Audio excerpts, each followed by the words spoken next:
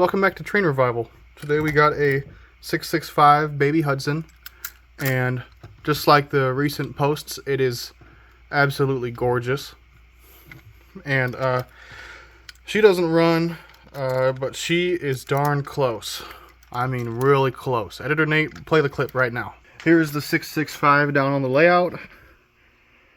Man, I was planning on selling this thing, but I've never had a 665 with the hair curler on top. It's beautiful. I don't know. Well, I might have second thoughts. Headlights on, that's a good sign. And this is not the original tender to the locomotive.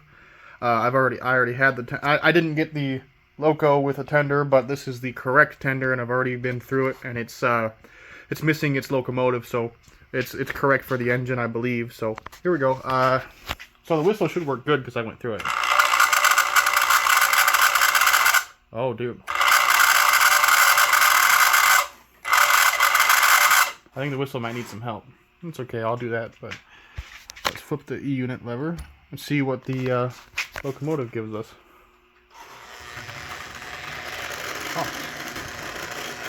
Oh boy.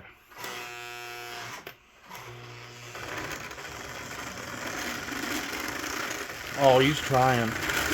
Oh, he's trying. You see that? It's just begging for some oil.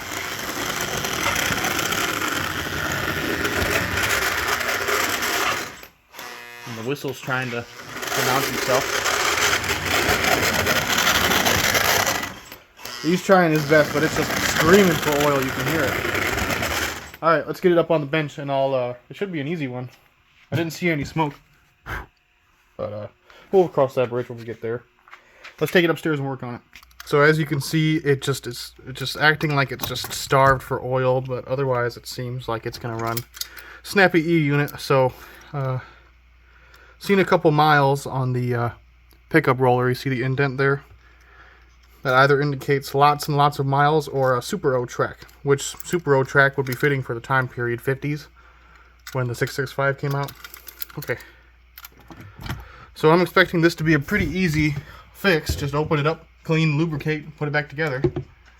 So yeah, let's get into it. It's been sitting there begging me to open it up for a long time. So every single screw on this thing is a different size.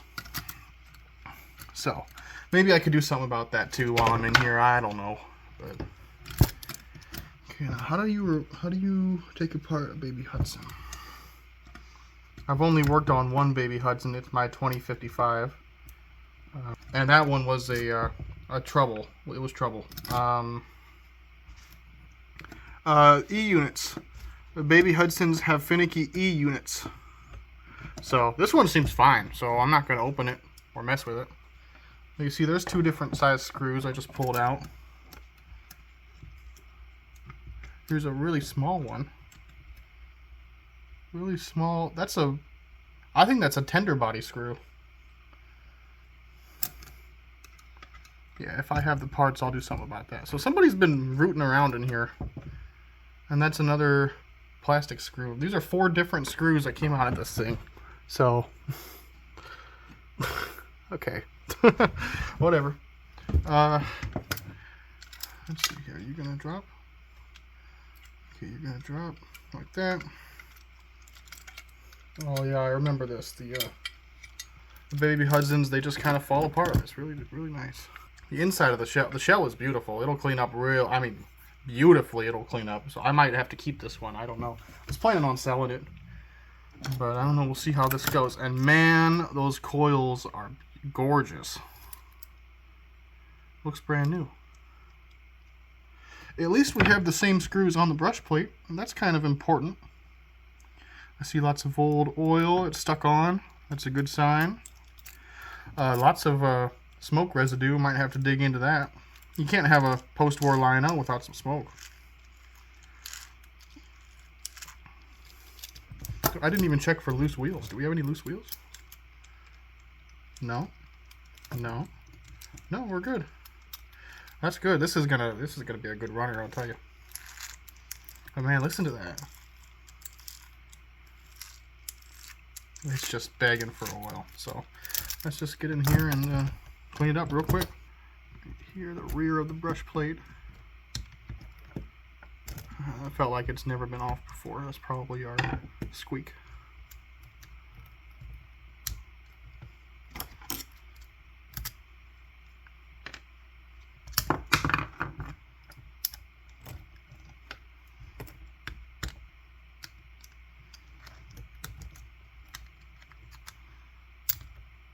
There we go.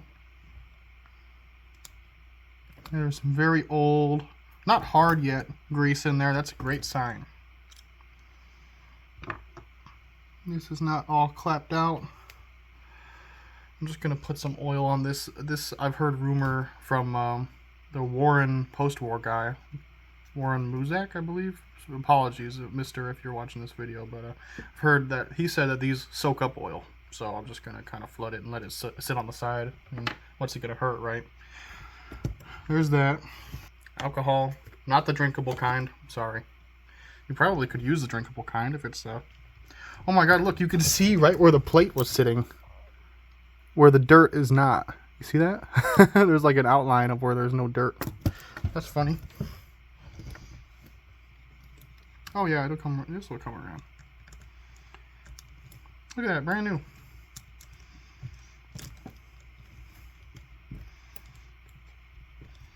So it looks like somebody cared about this 665 a long time ago. Somebody cared about it because those are oil that's not too hard. So somebody was in here and oiled it, and you know, it just sat for a while. That's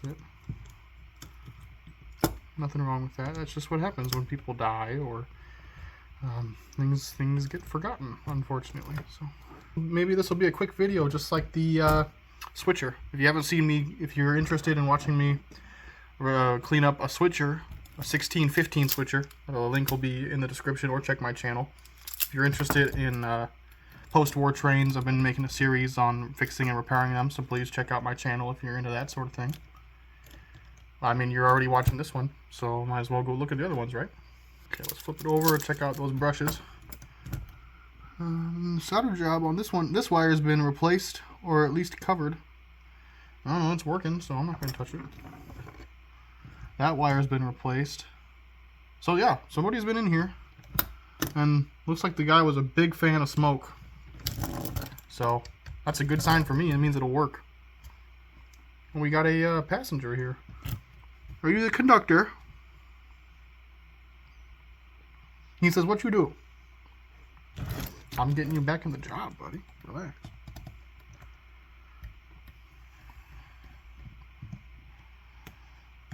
At least these screws haven't been intertwined. I don't think I have any spares of these. I have shell screws. Most of them are pretty universal, the shell screws. So if you're going to do a lot of post-war repair, the shell screws are very interchangeable between models. So buy those in bulk from trains or wherever you get them. Okay.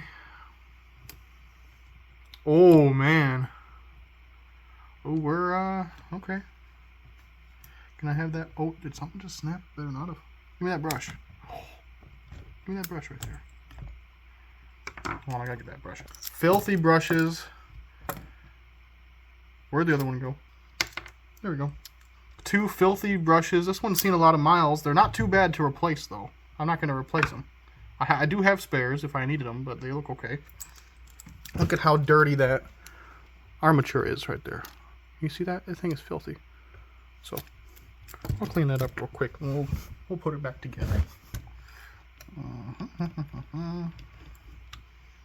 Oh man, yeah. You've seen a lot of miles. But I have had some clapped Lionel post-wars that come back. Specifically the turbines. Those turbines are indestructible, man. Wait, am I using the rope? I want to use the soft side.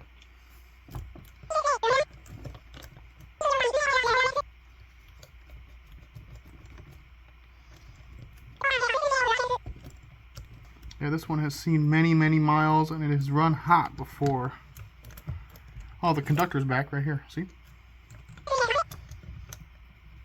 There you go. Make sure you get inside the grooves.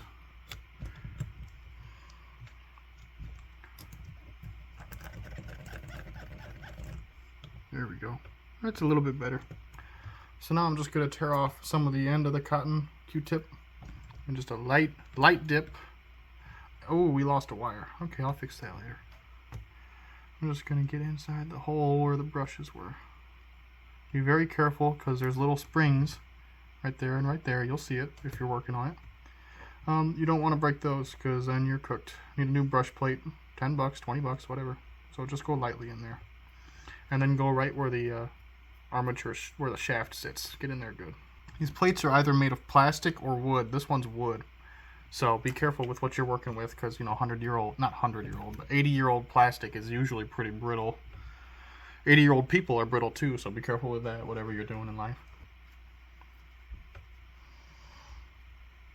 You can really polish these up, but I mean, watch me eat my words later when this doesn't run, but I don't find it necessary.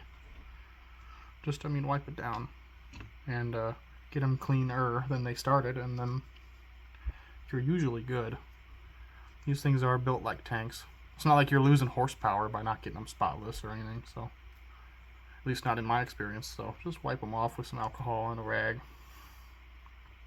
and then put them back together, just like that. And you take the whole shell and kind of lose a spring, and then you take your shell and flip her over, just like that. There we go. I got both brushes in there, and then you get the screws in. And which ones were they now? And just get him started.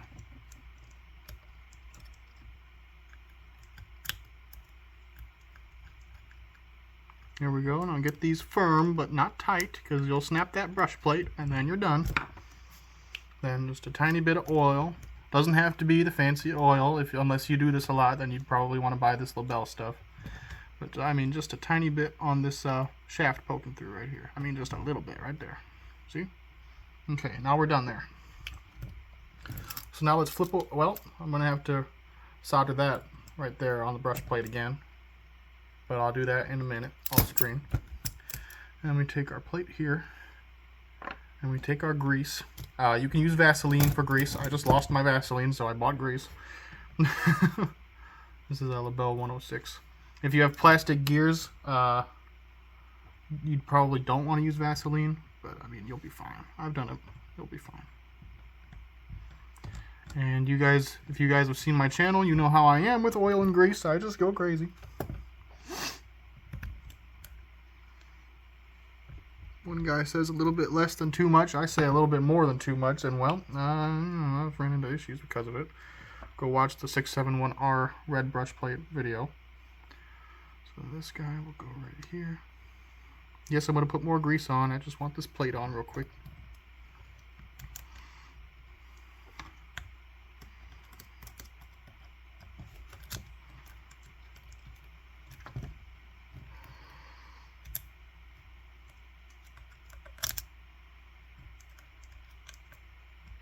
There's that.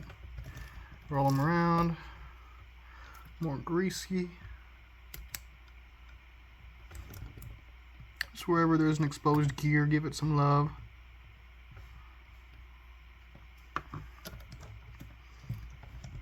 This little metal part coming through the center of the gear, that needs oil. Can you see that? That can be a source of squeaking if you're not careful. So that could be it. More oil on this shaft right here for this plate. Okay. We're going to flip her over. If you spin the wheels and you see the gears are turning shiny, that's a good sign that you got grease in there. I like to overdo it with grease always. And just by feeling it, I'm not sure if you can hear it, but that squeaking sound is gone. So I got it, whatever it was. And then don't be afraid to wipe off some of the extra grease. It'll get on your track, and you know it won't cause that many problems, but good luck pulling more than just your tender. The pickups actually don't look that bad. I'm just going to kind of oil down the side on these ones. Just kind of let it soak a little bit. A little bit of oil on the spring here. That's what the manufacturer said. I don't know. I don't know why you do it. Okay, that's just what I've been told. And then this might be hard to see, but there are bearings, or at least bearing pieces inside here under this plate. That's why there's a gap right there, so you can get to it. So I just go crazy because it's not like you're going to see it or it's going to get anywhere. So make sure those axles are oiled well, because that'll give you some serious drag if they're not.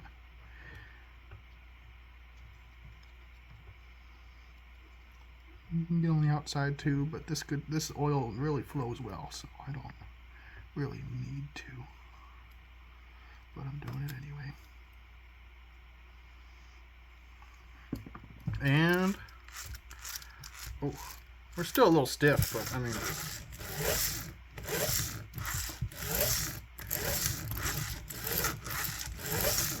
after a little bit of running, she'll come around. Okay, now I'm going to oil the running gear, everything that moves. So this moves right here,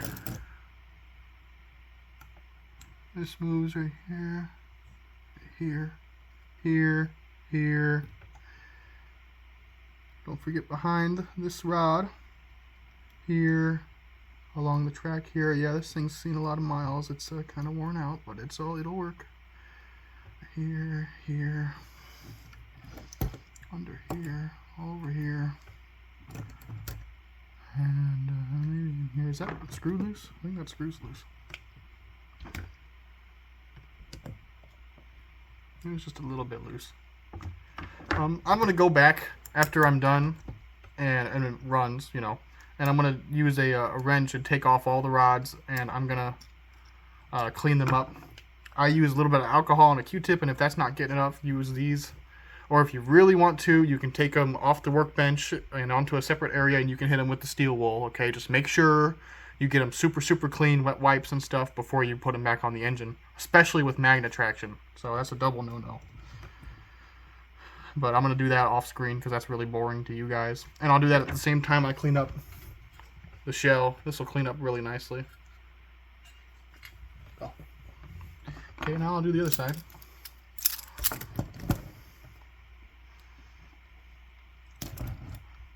Here. That rod is bent, but I'm not going to do anything about it right now. Here.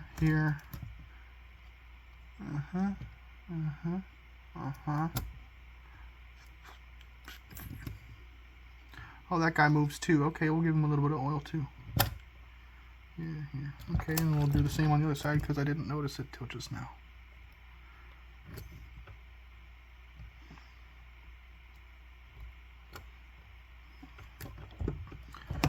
Now, is that gonna... The flat puffer is stuck in the smoke unit, probably all the crud. It is rolling a heck of a lot smoother though. So let's see what's up with that puffer in there. Why are you stuck? Is it just all the stuff, all the fluid and stuff? You just want to come out for me? Ow. Oh my god, it's packed full of smoke fluid. Okay, so if it smokes, it's not going to puff, and I'll fix that off screen or another time.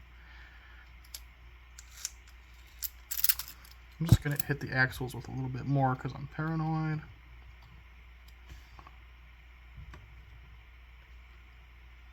I got oil on the pickup roller. I'm ending my life tonight. It's a joke. Don't send cops to my door. Or the IRS.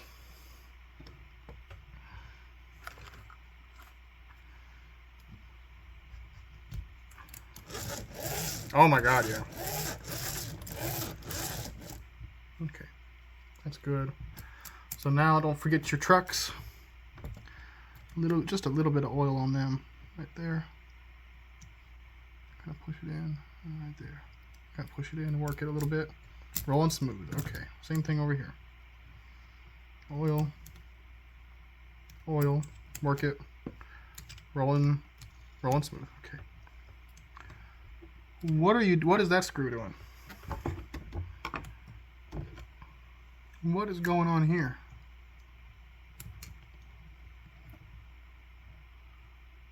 Oh.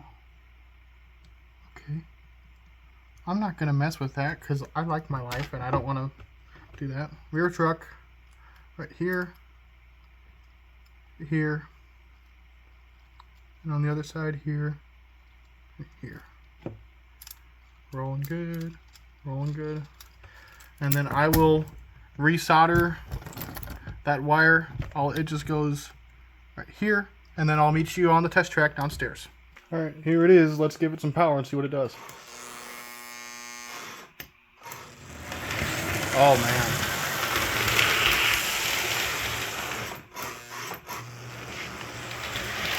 Nothing wrong with that at all.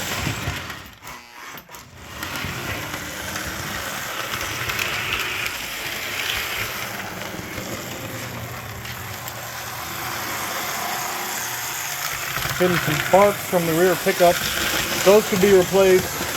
I don't have any spares, and I don't feel like buying any. And it's running. No weird noises. It sounds like a classic post-war woke up. That's all.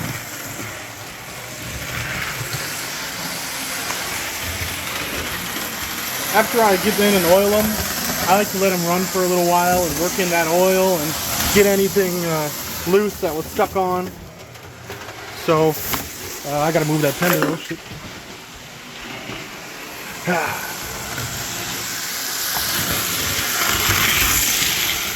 I think I might see a tiny bit of smoke coming out of the E unit, but yeah, as I was saying, I like to just let them kind of work out any stuck on grease or stuff, and then I'll go in and clean up all the grease that I just put on and put on fresh stuff to kind of like flush it. That's what I like to do. I like to flush it. So yeah, this has been a really easy project. So I guess what I'm going to do is I'm going to let it run a little bit, and I guess next time you'll see me, I'll have it cleaned up. Maybe I'll see what I can do about that smoke unit. I don't know. So yeah, I'll let it run a little bit in both directions and warm up, and then I'll take it upstairs and maybe have a jab at that smoke unit. We'll see. But man, it's running beautifully. So, all right.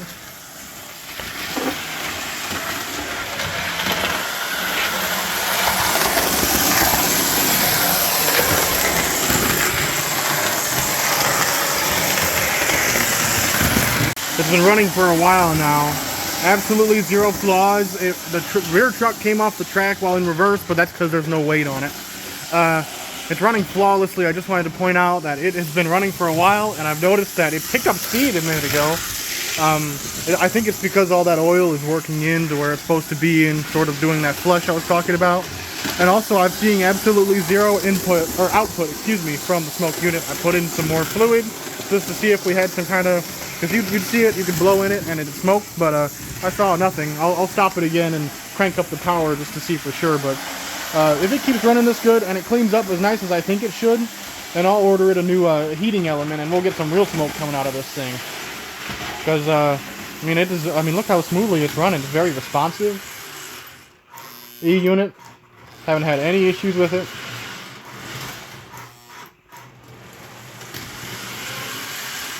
I'm gonna stop it, crank up the power, and I'll block the light. Here, I'll put some more fluid in there. All right, I just dropped some fluid in there. And we should be seeing some bright white smoke when I blow in it, but and I could feel it.